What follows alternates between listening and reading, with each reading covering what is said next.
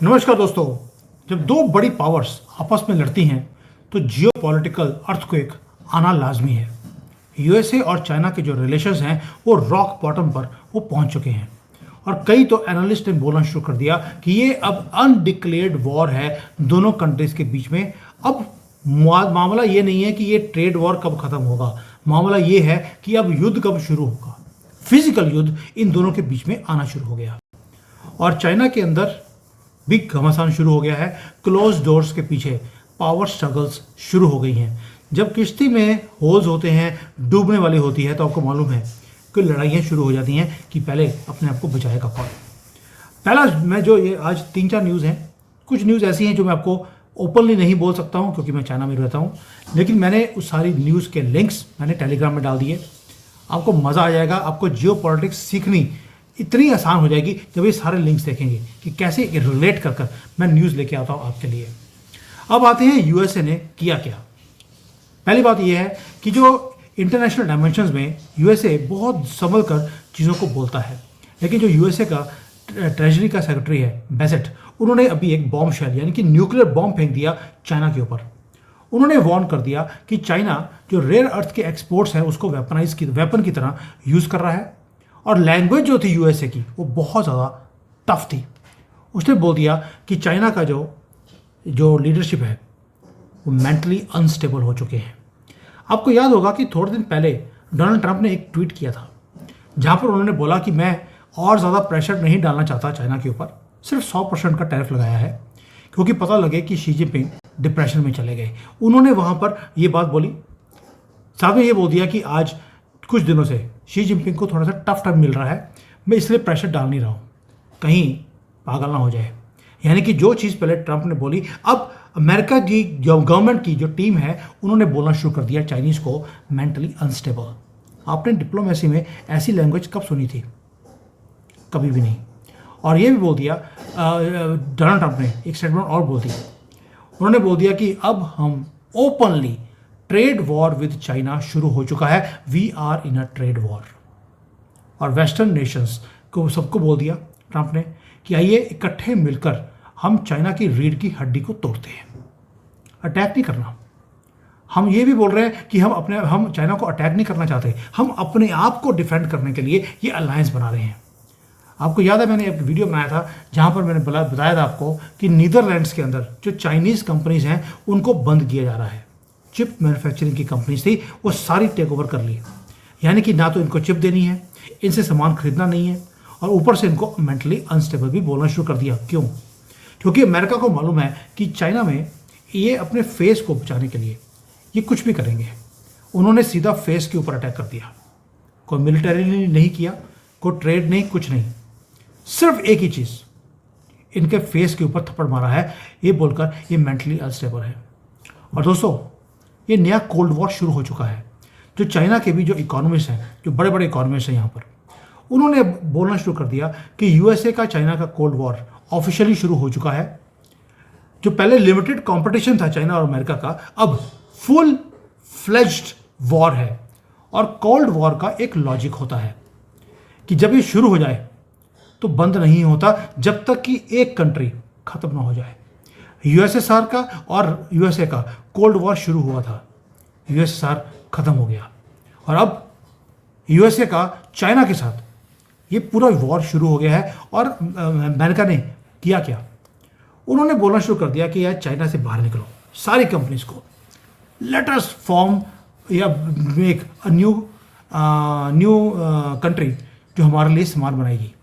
China से बाहर निकलना जरूरी है, इसलिए डीकपलिंग हो रही है अक्रॉस ऑल सेक्टर्स। वो कोई भी सेक्टर ले लीजिए, दुनिया ने बोलना शुरू कर दिया हम चाइना से नहीं खरीदेंगे। क्यों? क्योंकि डोनाल्ड ट्रंप ने जब से ये वॉर शुरू किया है, everybody wants to see China down. साथ में चाइना के दो दुश्मन हैं, एक है जापान, दूसरा है ताइवान। अमेरिका ने ताइवान और जापान दोनों के साथ क्रिटिकल अलाइज बनने का फैसला कर लिया और जापान और ताइवान दोनों भी इकट्ठे होकर चाइना की दादागिरी को ख़त्म करना चाहते हैं। यानी कि एक और चीज़ शुरू हो गई और उसके बाद ऐसा हिट कर रहे हैं चाइना को कि इनकी जो इकोनॉमी है वो और ज़्यादा डिटीरियरेट होती जा रही है। चाइना में अनएम्प्लॉयमेंट ज़्यादा है, जो यूथ है वो शहरों में रहने की बजाय गांव में वहाँ पे जाके लेट गए हैं पेड़ों के नीचे कि जब कोई अपॉर्चुनिटी आएगी तो देखी जाएगी। They have lost their future. यही सब कुछ जब हो रहा है यहाँ पर, उसके बीच में जो इकोनॉमिस्ट हैं चाइना के, उन्होंने क्या प्रेडिक्ट कर दिया कि अब चाइना में फ्रॉड शुरू होगा, वायलेंस शुरू होगी, सोशल ब्रेकडाउन होगा और चाइना के टुकड़े किए जाएंगे। ये चाइनीज़ लोगों ने खुद बोलना शुरू कर दिया है और यही रीज़न है जिसके कारण इंटरनली भी यहाँ पर क्रैक्स आने शुरू हो गए हैं। और स्टर्निंग पार्ट क्या है कि जब पावर स्ट्रक्चर में क्रैक आता है तो आपको मालूम है कि जो अपोजिशन है वो भी कुछ ना कुछ काम करेगी। अब शी जिनपिंग जो पहले हर डॉक्यूमेंट को साइन करते थे, अब पता लगा है कि आधे से ज़्यादा डॉक्यूमेंट इनके पास साइन करने के लिए आते ही नहीं हैं। जो प्रीवियर हैं ली छियांग, वही सारा काम खुद ही कर लेते हैं। शी जिनपिंग को पता भी होता नहीं है कि कौन से डॉक्यूमेंट्स को साइन कर दिया गया है, यानी कि कहीं ना कहीं जो उनका कंट्रोल है वो कम होता जा रहा है। इससे ज़्यादा मैं कुछ नहीं बोलूँगा, ऑलरेडी मैंने ज़रूरत से ज़्यादा आपको बता दिया है कि जो क्रैक्स हैं, जो अमेरिका चाहता था कि इनकी दादागिरी को ख़त्म करना है, उन्होंने बड़े टारगेटेड वे से एक एक कर इंडस्ट्री को ख़त्म किया पहले, फिर अपने अलाइज को बोला इनके साथ दोस्ती बंद करो, और उसके बाद इनके दुश्मन को, चाइना के दुश्मनों को इकट्ठा करना शुरू कर दिया। अब आपको क्या लगता है अमेरिका और वेस्टर्न पावर्स इतना कुछ करेंगी तो चाइना आराम से बैठा जाएगा? Not at all. दो काम मैं हमेशा बोलता हूँ कि जब चाइना में दिक्कत आती है तो वो किसी ना किसी को आगे खड़ा करके पैसे फेंक कर दूसरे कंट्रीज में प्रॉब्लम क्रिएट करता है। चाइना में प्रॉब्लम आई, पाकिस्तान को बोल दिया पहलगाम कर दो, हमारा युद्ध शुरू करवा दिया। अभी आपको मालूम है एक ही कंट्री है जिससे अमेरिका डरता है, वो है नॉर्थ कोरिया। नॉर्थ कोरिया ने भी अपनी मिसाइल्स को एक्टिवेट कर दिया, यानी कि चाइना ने नॉर्थ कोरिया को एक्टिवेट किया, नॉर्थ कोरिया ने अपनी मिसाइल्स को एक्टिवेट कर दिया है और पूरे रीजन के अंदर इंस्टेबिलिटी खड़ी कर दी। साउथ कोरिया के ऊपर तो इतना ज़्यादा डर है कि उन्होंने बंकर बनाने शुरू कर दिए हैं अपने कंट्री के लोगों को बचाने के लिए। और बंकर भी कितने हैं? 19,000 से ज़्यादा बंकर्स उन्होंने पूरे सिटीज़ में बना दिए कि अगर कभी अटैक हुआ न्यूक्लियर वॉर नॉर्थ कोरिया की तरफ से तो हम बंकर्स में जाके बच सकते हैं। लेकिन ये नौबत आई क्यों? क्योंकि चाइना ने नॉर्थ कोरिया को एक्टिवेट कर दिया और यहाँ पर आपको मालूम है कि साउथ कोरिया है वहाँ पर सबसे बड़ा बेस अमेरिका का है। एक न्यूक्लियर बॉम्ब गिरा और वहाँ पर कहीं 2,10,000 अमेरिकन मारे गए, गेम ओवर है अमेरिका के लिए। तो चाइना ने अब वहाँ पर एक्टिवेट कर दिया। और मैं बार बार बोलता हूँ भारत को तंग करने के लिए चाइना खुद नहीं आएगा, वो पाकिस्तान को एक्टिवेट करेगा। और ये चीज़ हमेशा देखी मैंने हिस्ट्री में, इसलिए ये खतरे की घंटियाँ ये बजती जा रही हैं। लेकिन अगर ये सारा कुछ अमेरिका चाइना के खिलाफ, चाइना दुनिया के खिलाफ नॉर्थ कोरिया को कर रहा है तो भगवान की भी लीला है, वो भी दिखाता कि अभी मैं हूँ, चिंता मत करो।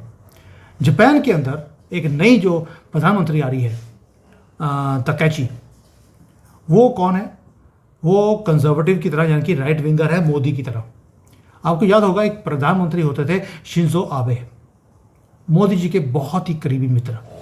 ये उन्हीं की चेली है, यानी कि ये जब आएगी तो भारत के साथ अच्छे रिलेशंस बनेंगे, लेकिन चाइना को वो छोड़ने वाली नहीं है। एक तरफ तो अमेरिका पंगा ले रहा है, उधर से जापान ने और ताइवान ने मिलकर अब चाइना को काउंटर करना शुरू कर दिया। ऊपर से भगवान की लीला देखिए, वहाँ पर वही आबे की फॉलोअर, उसने नए अलायंसेस बनाने शुरू कर दिए हैं चाइना के खिलाफ। सिग्नल्स क्लियर हैं कि अब हम बहुत एग्रेसिवली चाइना के खिलाफ काम करेंगे। और उन्होंने बोलना शुरू कर दिया अपने जापानीज कंपनीज को कि यहाँ से बाहर निकलो, अब यहाँ पे काम नहीं करना, या तो जापान में इन्वेस्टमेंट करो या भारत में, चाइना से बाहर निकलो। कोरियन कंपनीज ऑलरेडी चाइना से बाहर निकल रही हैं, अब जापानीज से भी निकलना शुरू कर दिया। यानी कि ये जो पॉलिटिकल अर्थक्वेक है ये और बड़ा होता जाएगा। अब इस सारे को काउंटर करने के लिए आपको क्या लगता है चाइनीज़ के लोगों को समझ नहीं आती क्या हो रहा है? तो चाइना ने क्या किया, अपने यहाँ पर जो नैरेटिव वॉर है उसको और ज़्यादा स्ट्रॉन्ग कर दिया है। सुना है कि जो शी जिनपिंग के भाई हैं उन्होंने खुद कंट्रोल ले लिया है बीजिंग की जो नैरेटिव वॉर है या एंटरटेनमेंट इंडस्ट्री है, सिर्फ इसलिए कि एक तो जो पूरा प्रोपेगेंडा है वो पूरे कंट्रोल में रहेगा, लोग क्या बोल रहे हैं क्या नहीं बोल रहे वो सारे को कंट्रोल किया जाएगा।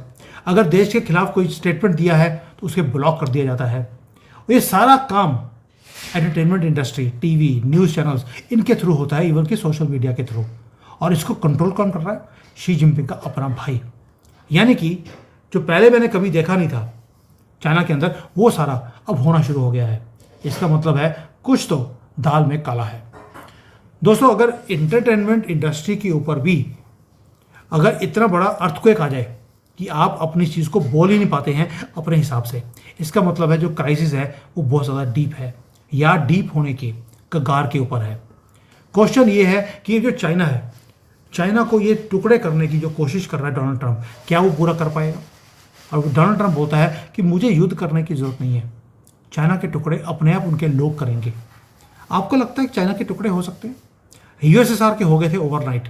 क्या चाइना वो गलती कर रहा है या गलती कर चुका है कि अमेरिका से पंगा ले लिया, अब उसके सर्वाइवल पे लाले हैं, इसलिए नॉर्थ कोरिया को एक्टिवेट कर दिया और अपने कंट्री में डायरेक्टिव वॉर को अपने कंट्रोल में करने की कोशिश कर रहा है?